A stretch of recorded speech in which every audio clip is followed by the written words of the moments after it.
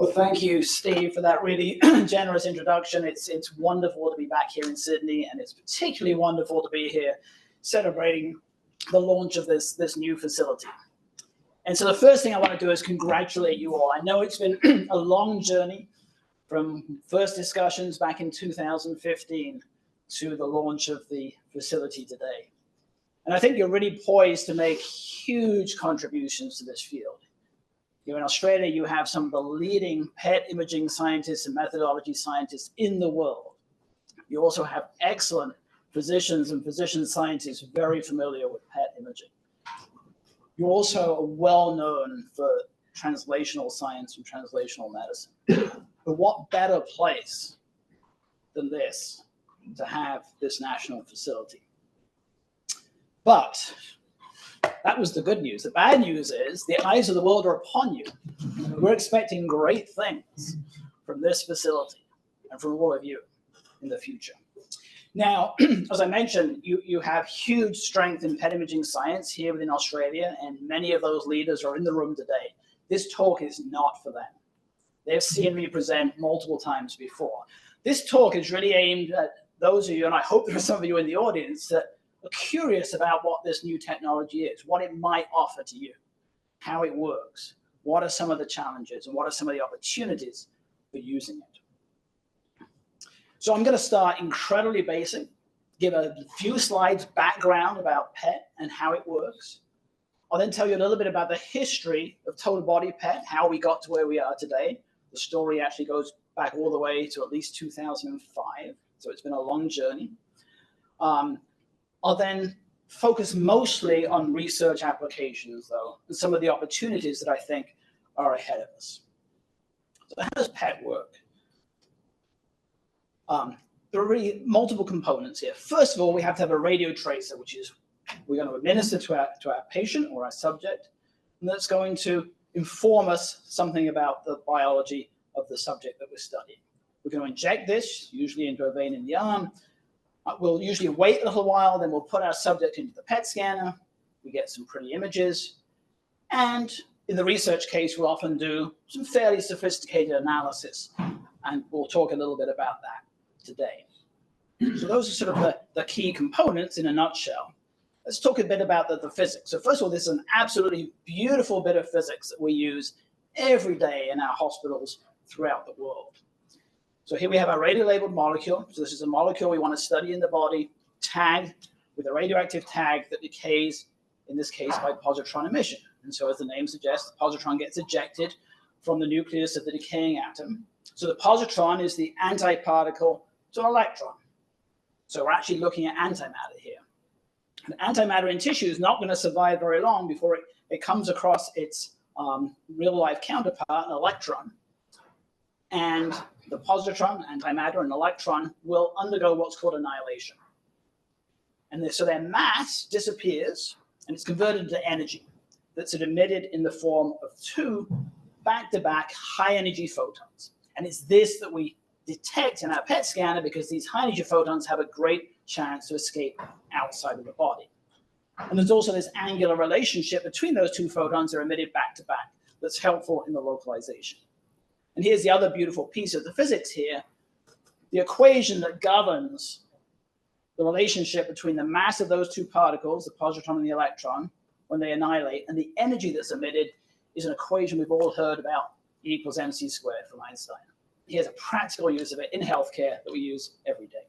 So it's a truly beautiful piece of physics. Now, what kind of labels can we use on our molecules? There's a lot of different positron-emitting radionuclides that we have access to. I've listed some of the more common ones here. The ones bolded are perhaps the ones that are most commonly applied. And you'll see that they range in terms of their half-life. So that's the time for half the radioactive atoms to decay. And so we're challenged with some of these, the half-lives are quite short. So think about it. You have to make the isotope, you have to synthesize the labeled compound, you have to inject it, you have to image. So all of that takes time, and if your radioactivity is decaying away with a very short half-life, it's quite challenging to do that. So oxygen-15, for example, has only a 2-minute half-life. So that's pretty hard to work with. Carbon-11 gets a little better, about 20 minutes. But the mainstay of clinical imaging is mostly around fluorine-18, which has an almost 2-hour half-life, as you can see there. Now, some biological processes that we follow in the body are slow. If we're looking at the distribution of a large biomolecule, like an antibody that we've labeled, that distribution takes place over many hours to days. So in that case, if we want to follow the fate of that biomolecule, we need to use something with a longer half-life. So we might go to, for example, zirconium-89 as a label, which has a 3-day half-life. So we can follow things for multiple half-lives, typically 3 to 6 half-lives or so, depending on the situation. So that gives us the ability to follow for a week or two. Now, what can we label? It's up to your imagination. We can label just about anything, from small molecules that may be substrates for enzymes, ligands that bind to receptors, small molecule drugs can be labeled. We can label larger biomolecules like peptides or antibodies. And of course, we could also label particles, nanoparticles, and cells. So we can image at lots of different scales. It's just a question of, it's not easy always to put a radioactive tag, a positron emitting tag on the molecule so we can see it once it's inside the body. So just to give you a few examples of radio tracers that have been used and are frequently used. So we have tracers for physiology. So we have tracers that can look at blood flow throughout the body. So O15 labeled water or carbon labeled ethanol are examples of that. We have tracers for blood volume. We also have tracers to look at different aspects of metabolism, oxygen metabolism, glucose metabolism, fatty acid metabolism. And then we have agents that will bind to different receptors or proteins. I've just listed a few. There are many examples of this. I've just listed a few here. We have radio tracers that will bind to dopamine. We have radio tracers that will bind to PSMA. We have radio tracers that will bind to CD8 expressing T cells. And of interest for Alzheimer's disease, we have tracers that will bind to beta amyloid. So there's a lot of options of things that we can look at PET. This is the richness of PET really comes through the chemistry and the ability to radio label lots of different kinds of molecules that have biological relevance.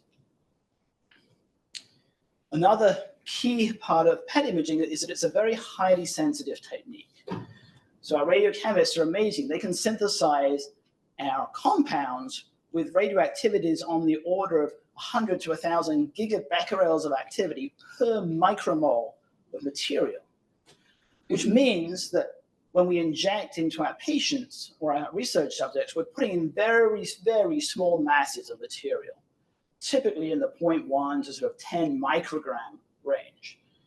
And if you're taking sort of medication for anything, you tend to take medication at the levels sort of milligrams, tens of milligrams, hundreds of milligrams. So we're generally in the tracer regime. We're putting in such small masses that we're not having any pharmacological effect on the body. Now, usually that's a good thing, but if you want to study a drug's distribution in the body, you may want to actually not be at tracer levels because the distribution of a drug may be mass dependent. There may be enzymatic systems that you saturate at higher mass levels. So in some cases, we'll want to add to our radioactive tracer dose a mass unlabeled compound as well to get us up to the same mass levels that would actually be used with that drug in treatment. So I just wanted to make that point. And if we put this on a scale looking at other imaging modalities, so PET, we're generally in the micromolar to nanomolar sensitivity range, orders of magnitude above what you can do with CT or MRI contrast agents. So that's really the beauty. The beauty of PET is both the chemistry and then this very high sensitivity, which means that we use very small masses of material. Now, there's an important caveat to all of this, which is that we are imaging the radioactive tag, okay? And if the compound we inject into the body is metabolized, then we're only following wherever that radioactive atom goes during those metabolic steps.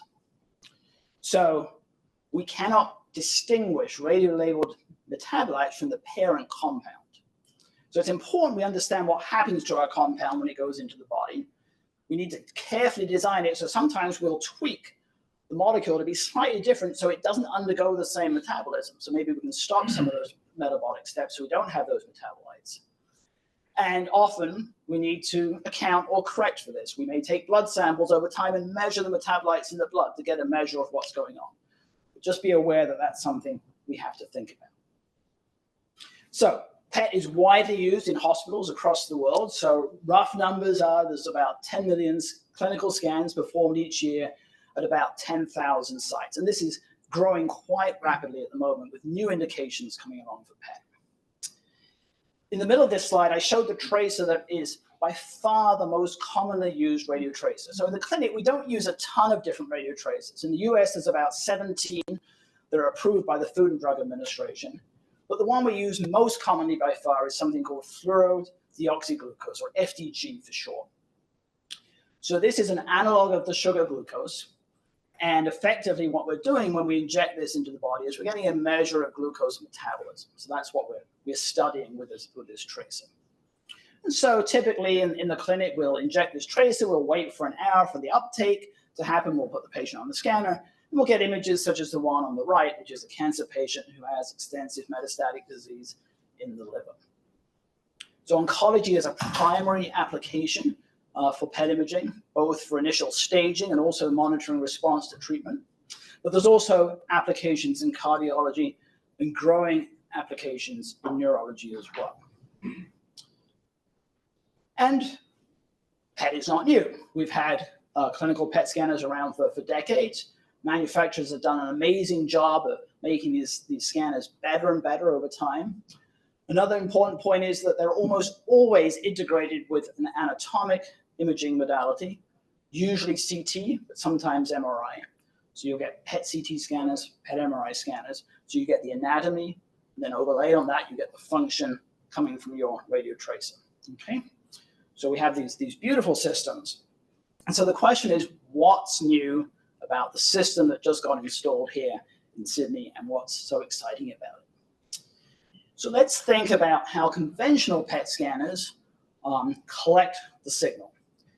And remind you that the primary application of PET clinically is in oncology, right? And so we don't know ahead of time where metastases are going to appear. So if we're going to look for metastases, we need to scan most or all of the body. And so a conventional PET scanner, though, covers only about 20 to 30 centimeters along the axis of the patient at a time.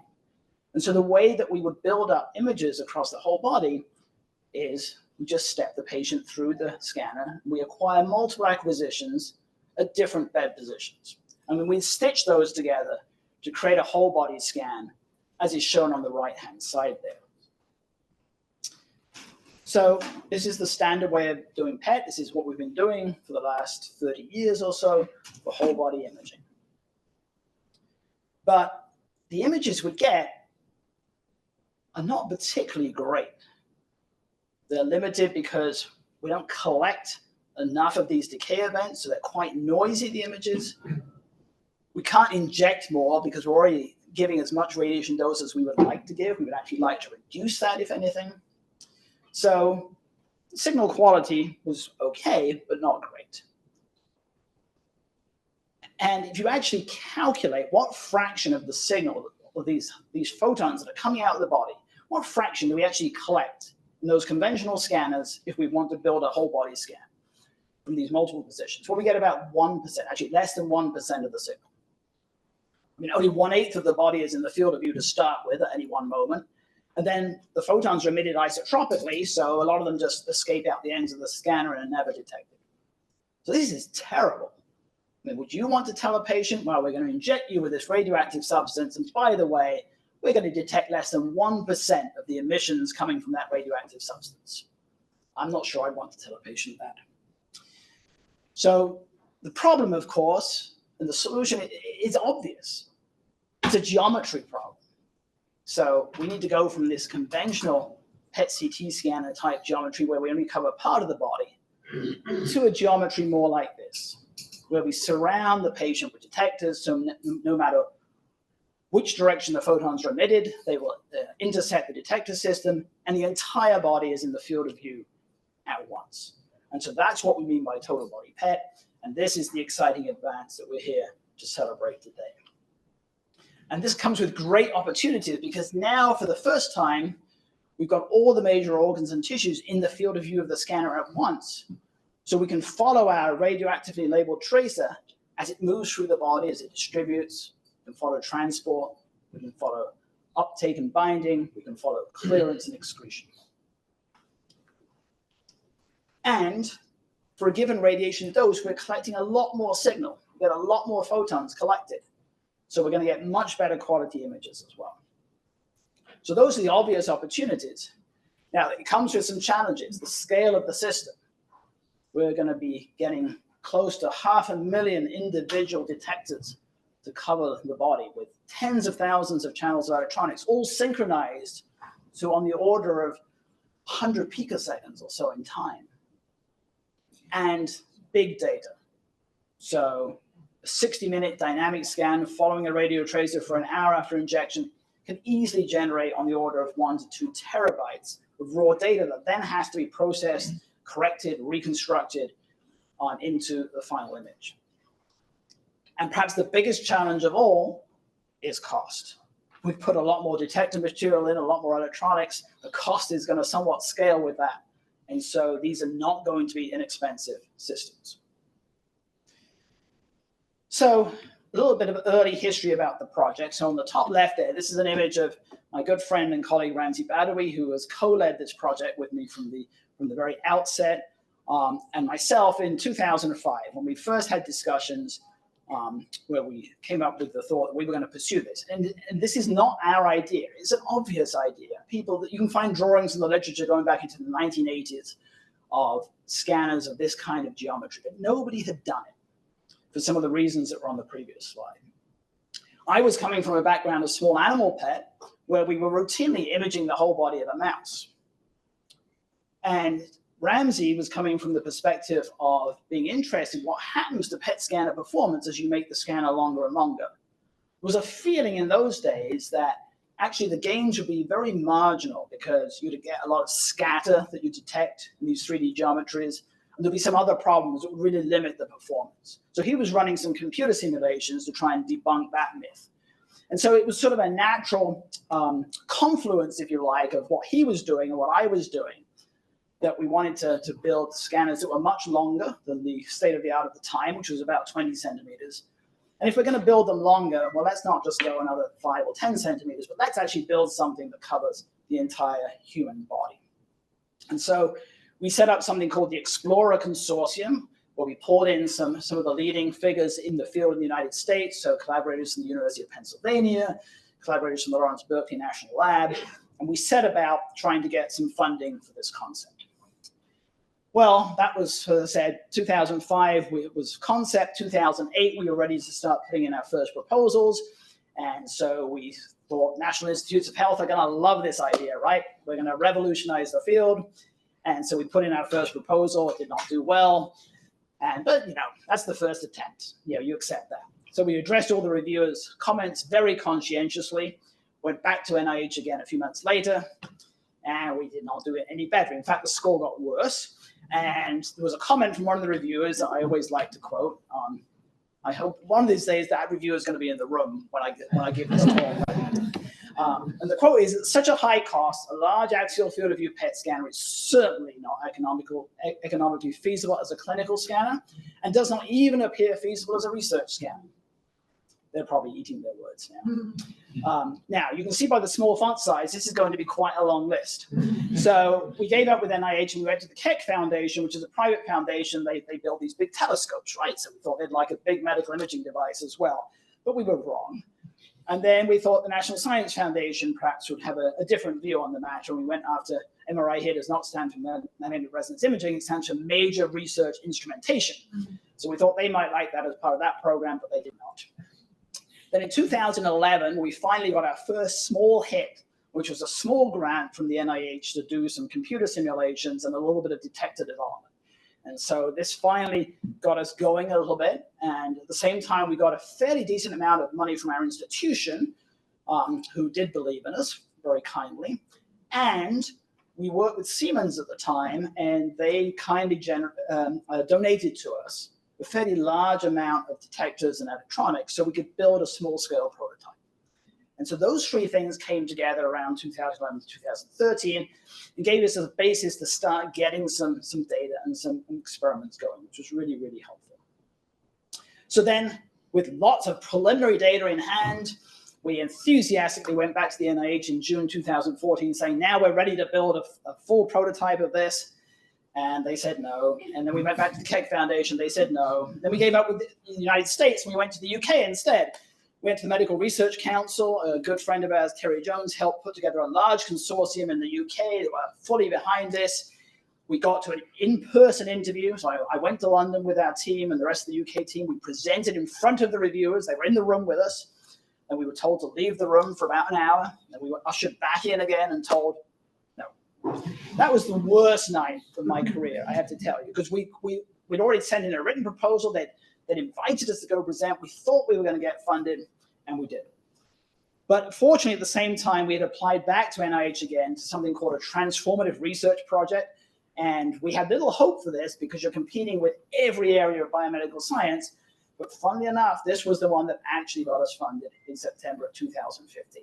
And so that's Ramsey and myself looking a little older and grayer, but very happy at that moment.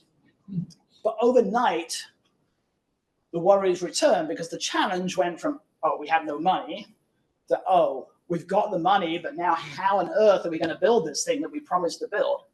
I mean, this is a PET scanner on a scale that's never been built before. So it was very painfully obvious to us and everybody else, we had to find an industrial partner. So that picture on the right is a picture of a home-built PET scanner in my lab. This is a small little scanner for imaging animals. So we built a number of these over the years.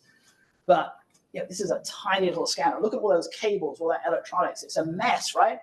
We can't build something on the scale of total body PET in an academic lab. So we wanted to find a partner who would give us access to technology that was going to be really reliable and robust when we scale up by a factor of 10. We wanted access to, obviously, their expertise in manufacturing. We're academics. We have none of that expertise. Also mechanical design. We had a limited budget to work with, which is what the funding had given us. But most important to us, actually, was to find a partner that was willing to take this to product. Because, you know, if UC Davis just builds one prototype system and it sits at our place, how does that help the world? It really doesn't. And so we wanted to make sure if this was successful, that there was a commercial outlet so that others could benefit as well. And also we wanted to explore the use of this device clinically. So in the US, we needed to have Food and Drug Administration 510K approval as well. And we went and visited all the companies in this space. We spent a lot of time in boardrooms like this, trying to persuade management of all the usual suspects. This would be a great project for them to take on. I have to say at that time, perhaps it was bad timing. We did not receive a particularly positive response from most of the companies, except for one, which was the one that we ended up partnering with to develop the first total body PET scanner. And that was a company called United Imaging. So here's the detector technology that's in the first scanner that we developed with them. So we use scintillation crystals. So these are dense materials that have a high efficiency for stopping those high energy photons that are coming out of the body. These scintillated crystals convert those high energy photons into visible light, and that visible light is then read out with what we call photosensors or photodetectors, which are the black squares that you see at the bottom there, which are then coupled onto an array of crystals. I'll just show you a little video because I think this is an easier way to visualize how the scanners build up from a single individual scintillation crystal built into an array of crystals then with photosensors on the back. We then build that into a panel, which is about 24 centimeters long. We're now going to replicate that panel 24 times to build one ring. And that's a regular PET scanner right there. But now what we do is we replicate that another 7 times to get 8 rings in total that covers the whole body. And there's also a CT scanner on the front as well. So scanner construction actually went very quickly from the first ring. So this is essentially a conventional PET scanner that you see here. Second ring was added a month later. By February, we were up to 5, and the full system was ready for testing by May. So quite astonishing speed for developing this system.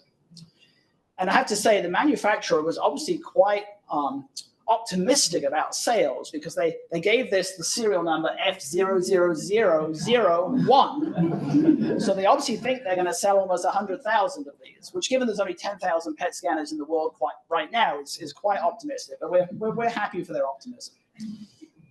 So the scanner was then installed at UC Davis.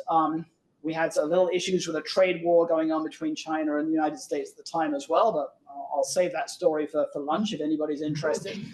And we got the scanner installed in 2019.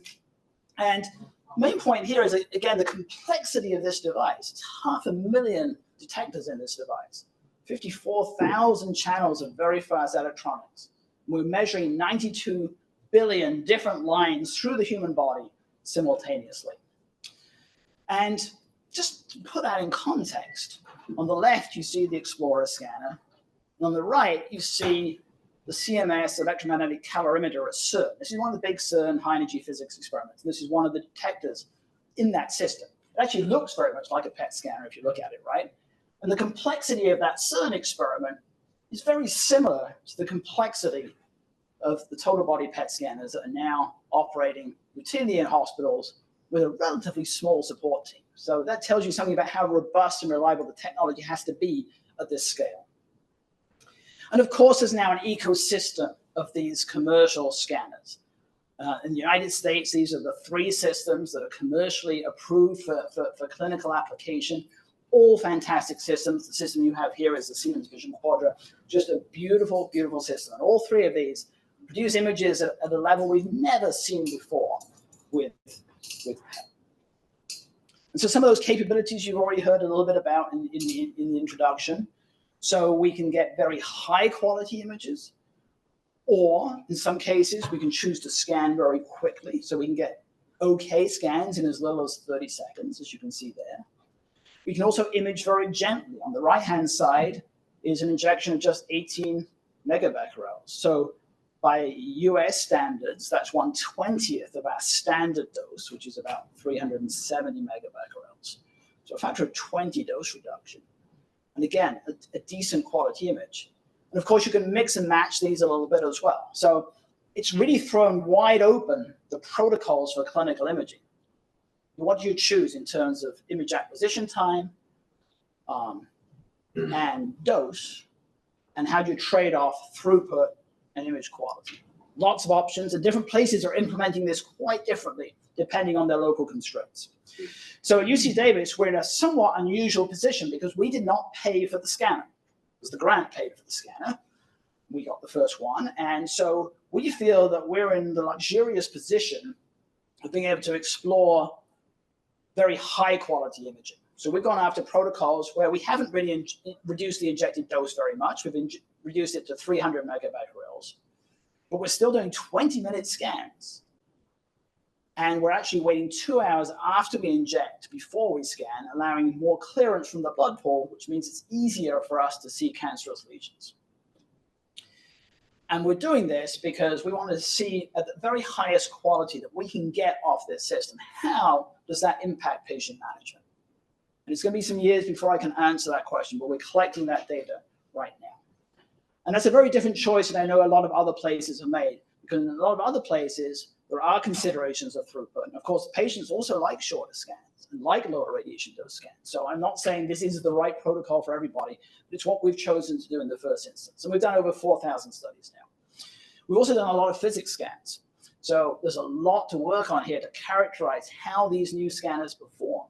How do all the data corrections work at this scale? Are they still accurate and precise? And are we getting the level of quantification that we deserve given the very high sensitivity of these systems? And that will be very important in research.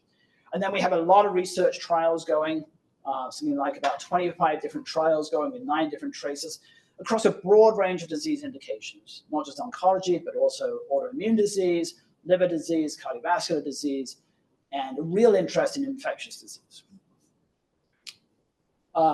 I'm not going to talk about clinical applications much. I could give a whole hour talk on that, but I don't want to do that because this is mainly a research symposium.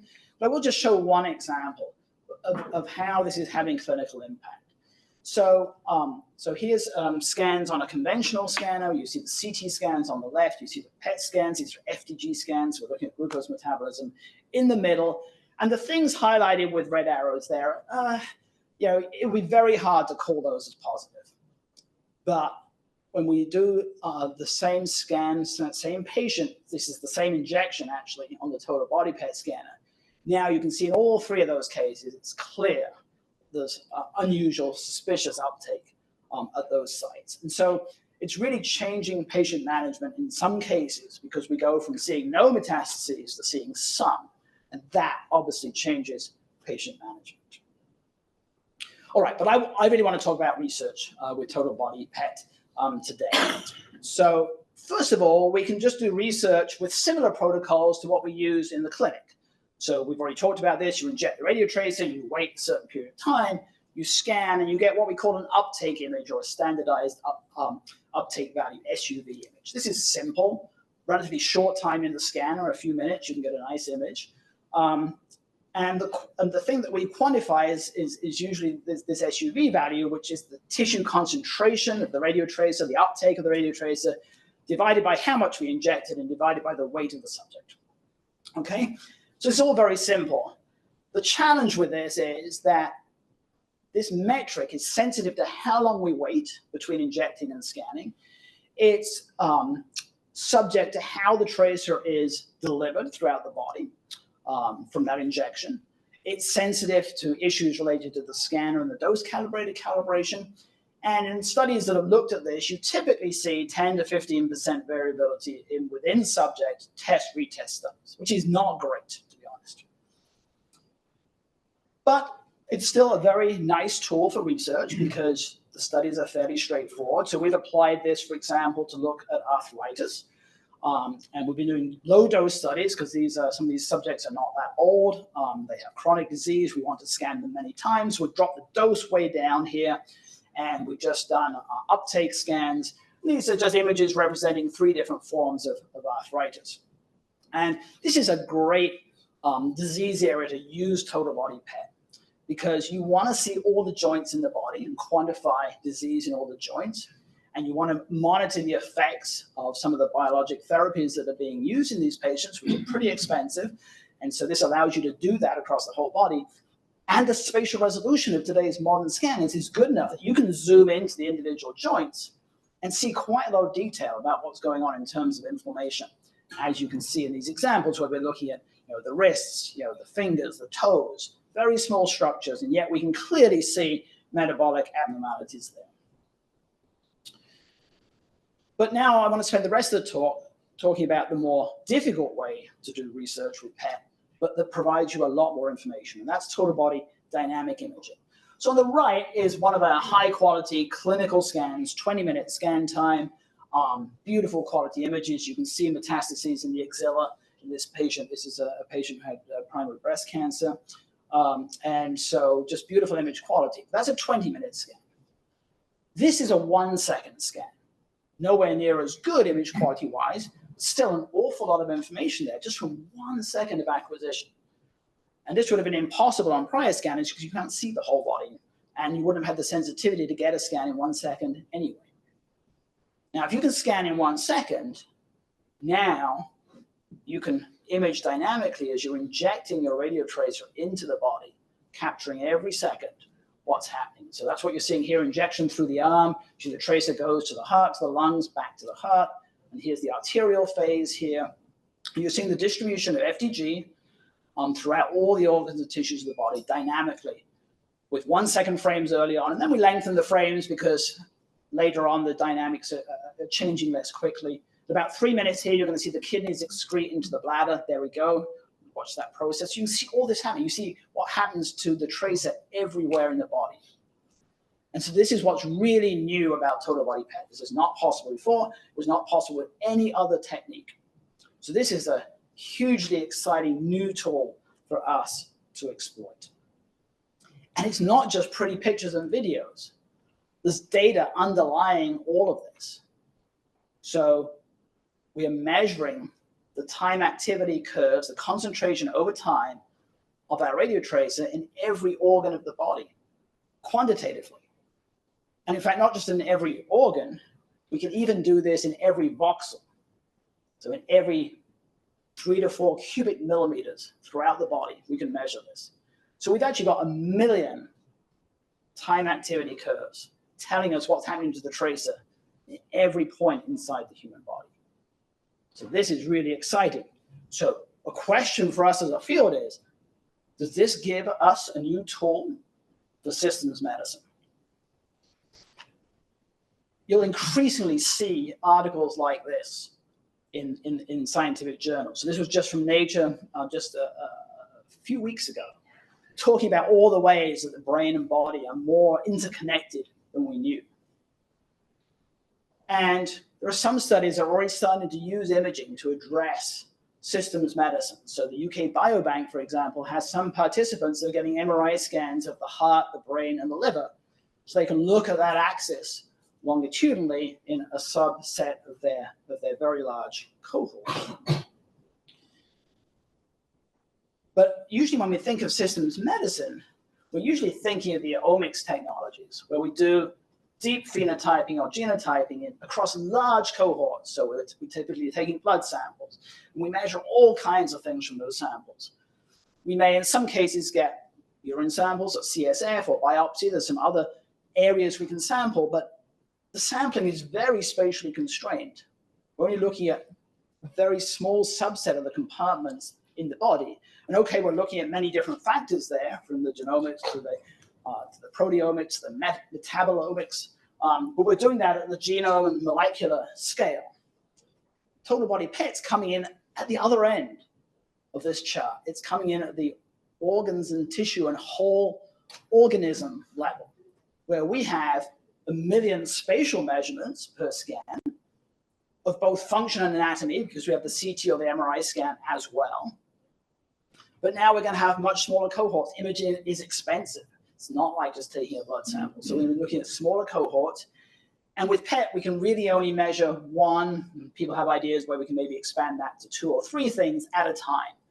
So you can't measure, perfusion and glucose metabolism and binding to PSMA all in the same scan, because the signals are emitted from our positron-emitting isotopes are all the same. It doesn't matter what the tracer is. The signal we get is the same. So we can only measure one thing at a time in general. So bear that in mind as well. But there's obviously this huge divide between the omics technologies and what we're doing with total body PET. So I think one of the challenges before us, if we're interested in applying this in systems medicine context, is how do we bridge that divide, and how do we design experiments that can integrate across all these different spatial scales. So back to this graphic, which shows the simplified static imaging protocol that we use in the clinic and we use in some research, to now what we're going to do with dynamic imaging, where we're going to place the subject in the scanner first, then we inject while they're in the scanner so we can measure the kinetics of the tracer over time. We now get a time series of images, not just a single image. And now the question is, what do you do with all that data? And so the approach we typically take is something called tracer kinetic modeling. So I'll use the example again here using FDG as my example. So we inject it into the bloodstream. So initially that's where it's sitting. It can then be transported from the bloodstream into the tissue by the glucose transporter. And we can assign a rate constant to that, which we'll call K1. Once it's in the tissue, it has a chance to go back into the bloodstream again, be transported back, and we'll call that K2. Or the FDG can undergo the first step of glucose metabolism and be phosphorylated by an enzyme called hexokinase. It becomes FDG6-phosphate, which then is largely trapped in the cells. There is a small rate of dephosphorylation, which we'll call K4, but that's a very low rate. And so in many cases, we actually even ignore that.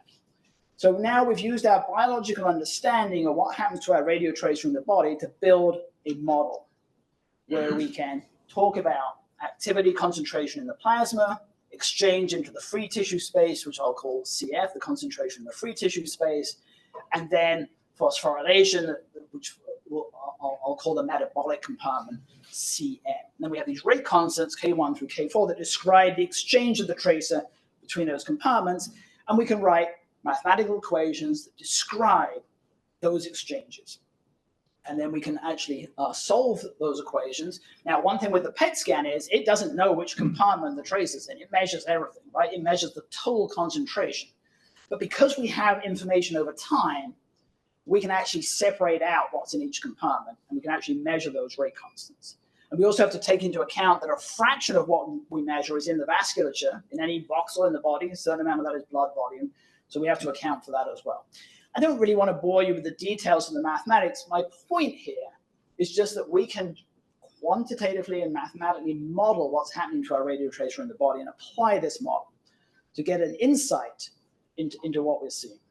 And so now we can do what's called total body parametric imaging, which is where we now take that approach and on a voxel by voxel basis across the whole body, we calculate different parameters. So this parameter here is called Ki. It's the net influx rate of FDG into tissue. And it's actually made up of a number of those other, what we call micro parameters, K1, K2, and K3. Okay, this is a cancer patient with widespread metastatic disease. You can see a lot of the lesions there. From that same dynamic data set, here is K1. So this is the initial transport from blood to tissue of FDG. It looks very different. This is the fractional blood volume, as you might expect. You're mostly seeing the vasculature here. And this is something called the volume of distribution, which is also made up from a number of those parameters. So from the same dynamic data set, I'm measuring 4 different parameters in 1 million different places inside the human body. So it's a very rich data set. These dynamic data sets are very, very rich. So how do we use it?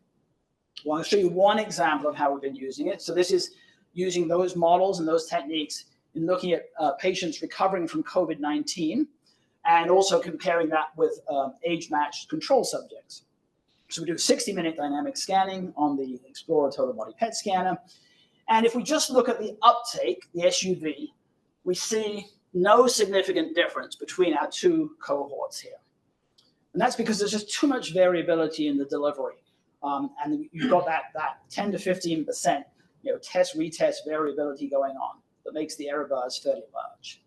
But if we look at just K1, the initial transport from blood to tissue, now we do pull out group differences. The modeling here really helps to identify differences between these 2 groups. And if I look in the lungs, another area of interest with COVID-19, we look at the net influx rate, Ki, also that shows significant group differences, which we do not see on the static images. So the dynamic imaging really adds new dimensions and ability to really better understand what's going on with the radio traces. Now, I've just shown examples with FDG so far, but there's tons of radio traces we can use in humans for research. These are just a few of the ones we happen to have done on our scanner at UC Davis. So to give you one example, this is total body perfusion imaging now. So we're looking at blood flow across the whole body. We use an alcohol, butanol, labeled with carbon-11, very freely diffusible. The model here is very simple. Blood to tissue exchange, freely diffusible, and just 2 rate constants, K1 and K2. And because it's freely diffusible, K1 is actually pretty much equal to tissue perfusion. And so what you're seeing in the middle here is maps of perfusion in mils of blood per minute per cubic centimeter of tissue, quantified across the whole body in a paired study paradigm where we have a rest study and a stress study. And the stress here was a physiologic stressor. It's called the cold pressor test. So we plunge the legs of the poor subject into ice cold water, and that creates a physiologic stress. It's a well-known test that's used in physiology, creates large-scale changes in perfusion across the body. And we can map this out with total body PET. This has been the first time that anybody's been able to map this across the whole body at the same time. We see changes, not surprisingly, in the muscle around the legs. That was not unexpected. But you see changes in myocardial perfusion, and you also see regional changes in brain perfusion as well in response to this physiological stressor. So that's just an example of the sort of paradigm that you can use in research with total body PET. And the last example I'll show is targeted imaging of CD8 positive T cells, again in subjects recovering from COVID-19. So here we're using an antibody fragment, a mini body, that is specific, has high affinity to human CD8, which is highly expressed on human T cells.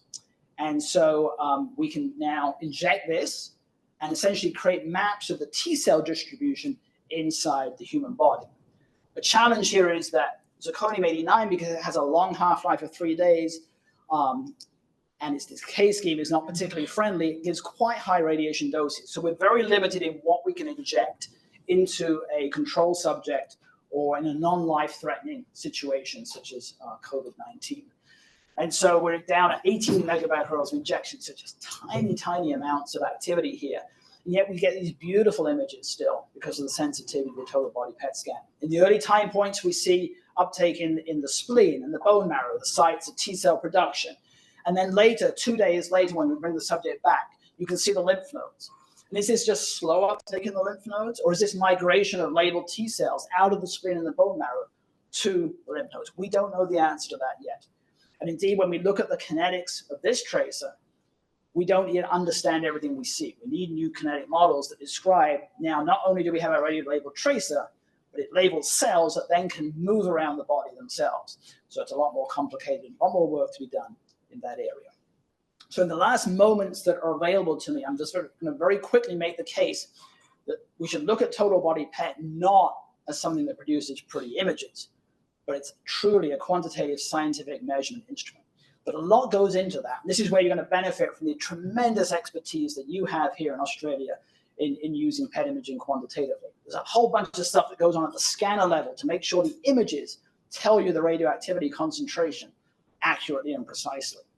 We've got issues with the subject. Subjects move. This is a big, big challenge, how we deal with that.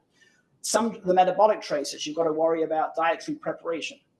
Time of day may matter for some tracers. Whether there's prior exercise or the subject is stressed may matter. We're looking at function here. And then we've got all the modeling and quantitative tools that need to come in at the end of this. So I don't want to pretend that doing this is simple. And this is why it needs a group effort. This is why you need a national facility. And this is why I think you're really going around this the right way.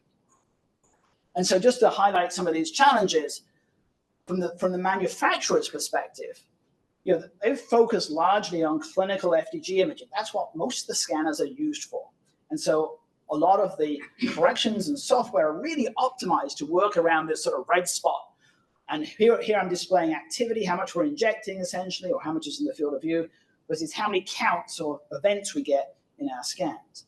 With total body PET research, we're going to challenge this space because we want to do some studies at low dose, or we might want to wait a long time after injection before we scan. So we're going to be here on that spectrum. We may want to image very fast, as I just showed for dynamic imaging. We may want to do really, really fast dynamic scans, in which case the number of events we have is really small. The immuno-PET imaging I just showed with zirconium is low dose.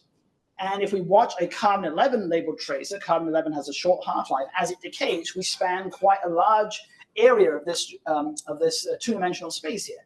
The scanner needs to be precise and accurate across this entire range, and that is not trivial. Motion, as I mentioned, is a big challenge. Cardiac motion, we all think about, respiratory motion. But look at this subject. The arms are moving, gut contents are moving, bladder is filling. There's all this other motion going on that we're going to have to deal with one way or another. Am I allowed 2 more minutes? You're allowed. Well, you get a choice. You get a choice, because I can cut here. Or you give me 2 more minutes. All right, thank you. Thank you. Because the last thing I want to talk about is some thoughts about how you design studies. Okay, so we've talked about the fact you can select many different radio tracers to illuminate different aspects of human biology. We've talked about imaging protocols, static versus dynamic. We've talked a bit about analysis methods, kinetic modeling. But I wanted to spend a moment thinking about subject selection and study design. So a big problem for us is that function, which is what inherently we're measuring with PET, is highly variable. So if you think about brain anatomy, if you look at data on measuring gray matter volume in human subjects, you see a between subject variability of about 9% in the published literature. And within subject, it's actually very small. If you measure somebody's gray matter volume twice on the same machine, you should get the same result, absent a few little segmentation errors, maybe here and there, but it's very good. Not so with function. If you look at perfusion in the brain, the between subject variability that's published is about 16%. And this isn't a study, but they really tried to control everything very, very well. And within subject variability is also, again, in a study, but they tried everything very carefully to control is about 5%. So we've got high variability, and that has consequences. So if you do a sort of standard study where you have a control group and a disease group, and you do nothing in terms of pre-selecting your subjects, you're going to require very large numbers of subjects to pull out any group differences because of this variability. And that makes the study prohibitively expensive as well. So what some people do is then they go to what they call a match across subject design, where they try and match individuals in the control group and the disease group. Well, that probably gets you to needing a smaller number of subjects, but now your cohorts may be significantly less diverse and representative. So that's also a challenge. So I want to bring this up because I think wherever possible with PET and with total body PET in research, you want to look to paradigms like this, where you have a within subject design, and where you have 2 scans at least, and there's something that happens between those 2 scans. There's an intervention, a challenge, or it could just be time elapsing. So you can use each subject essentially as its own control, because then you can have a fairly diverse group within your cohorts, but then the variability across subjects doesn't hurt you because you're doing a within subject design. And in my experience, it's these protocols, these types of protocols, that yield the best results when you're fairly limited in terms of cohort sizes. So I just wanted to throw that out there. So now I am going to conclude. So I see that we have a huge opportunity before us, and I hope the facility here will be a major player in this, in integrating PET into the systems approach to medicine, where we take the power of these total body PET instruments, such as the one you have now here in Sydney. You combine that with the wealth and diversity of radio traces that we have available for human research, dynamic imaging, and kinetic modeling to pull as much information out of the study as possible. And then you integrate that with our understanding of systems medicine, connections across tissues and organs, to really provide a powerful quantitative new tool for systems medicine. And that means we need to put in a lot of new people that haven't heard of PET before into our field to get excited about this and to think about how we use this technology. So 3 takeaway points: PET's a highly sensitive technique that can quantitatively measure physiology, metabolism, and molecular targets. These advanced total body PET scanners allow us to look at radiotracer pharmacokinetics across the entire human body with very good signal to noise. And I think we've got this incredible opportunity now for studying the human body as a system in health and disease. And very finally, as you will recognize, what I presented today is the work of a massive team who we've worked with for many years. And I firstly want to acknowledge my partner in crime, Ramsey Badawi, who's a good friend and colleague who co-directed this effort with me from day one. Our fantastic team at our clinical and research Explorer site at UC Davis, and along with many of our researchers, and a great team at United Imaging who believed in us when nobody else did and helped us build the very first system, which has spawned now this whole field of total body imaging, and we're a very exciting time. And with that, thank you so much. Thank you for letting me go a bit over. I appreciate your attention. Thank you.